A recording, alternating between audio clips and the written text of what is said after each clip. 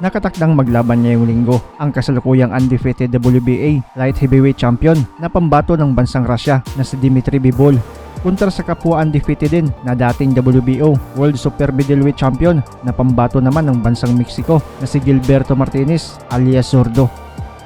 Ito ang pangsyam na pagdipinsa ni Bivol sa nasabing titulo at gagawin ang nasabing bakbakan sa Etihad Arena, Abu Dhabi, United Arab Emirates. Huling laban ni Dmitry Bivol ay noong tinalo niya via unanimous decision ang top pound for pound at 4 division champion na si Saul Canelo Alvarez. Habang huling laban naman ni Gilberto Ramirez ay noong tinalo naman niya via split decision ang dating IBO World Heavyweight Champion na si Dominic Busil. Sa kanilang pamamayagpag sa nasabing larangan ng palakasan ay may boxer na din sila nagkapareho nilang nakalaban. Ito ay ang pambato ng bansang Cuba na si Sullivan Barrera. 2018, unang nagkaharap si Bivol at itong si Barrera para ito sa pagdipinsa ni Bivol sa titulo. Isang maaksyong laban ang pinakita ng dalawa sa ibabaw ng lona at tinapos ni Bivol itong si Barrera via TKO sa ika-12 rounds.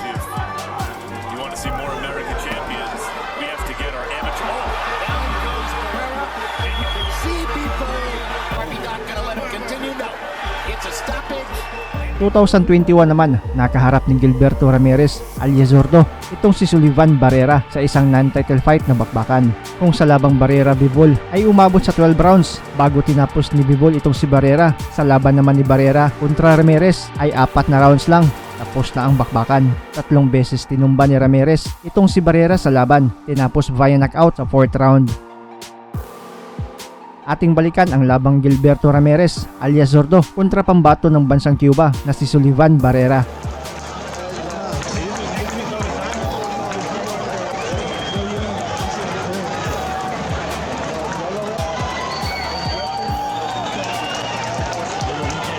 Unang round, agad agresibo itong si Ramirez. Umaabante sa laban habang bumabanat din naman ng mga solidong suntok itong si Barrera.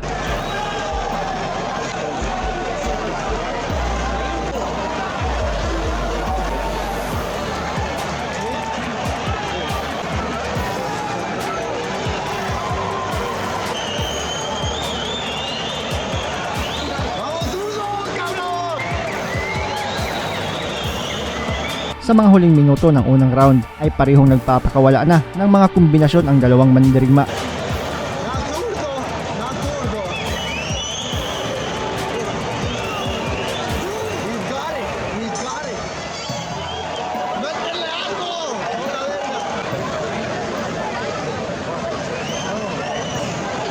Round 2 mas uminit na ang laban. Parehong solido ang mga banat na kombinasyon ng dalawa pero mapapansin mas naaalog itong si Barrera pag tinatamaan habang tila pinapagpag lang ng panga ni Ramirez ang mga suntok nitong si Barrera.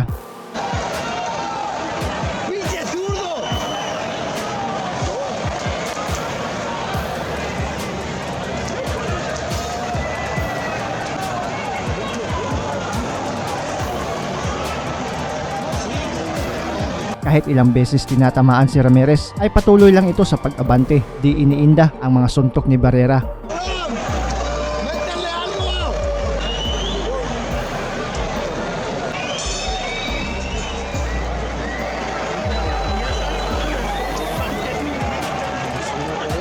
Round 3 tuloy ang maaksyong laban. Mas matinding palitan pa ng mga suntok ang ating masasaksihan. Umaabante pa din itong Mexicanong si Ramirez, sabay bato ng mga kombinasyon habang patuloy lang din sa pag-counter itong si Barrera.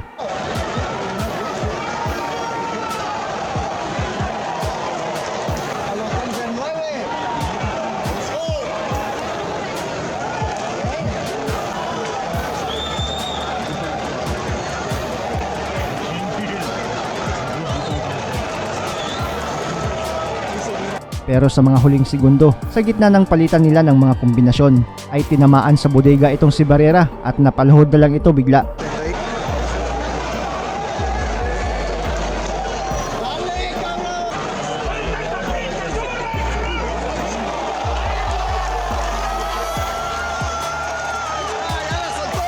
Bumangon naman agad ito sa bilang at tinuloy pa ang laban.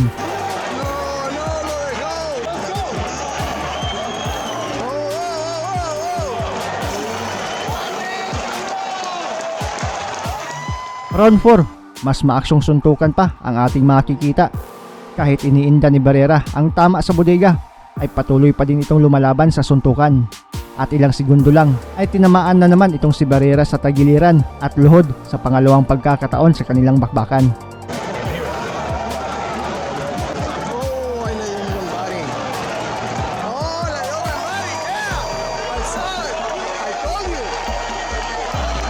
Bumangon pa din ito sa bilang, pero matapos makatayo ay di na ito pinagpahinga ni Ramirez. Minaso na ng tuluyan ang bodega nitong pambato ng Cuba at luhod sa pangatlong pagkakataon sa laban nila.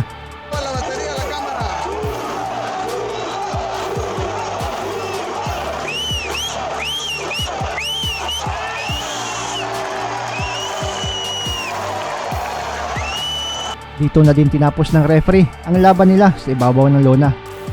Ang boxer na tinapos ni Bivol sa 12 rounds ay knockout kay Zordo Ramirez sa 4 na rounds lang.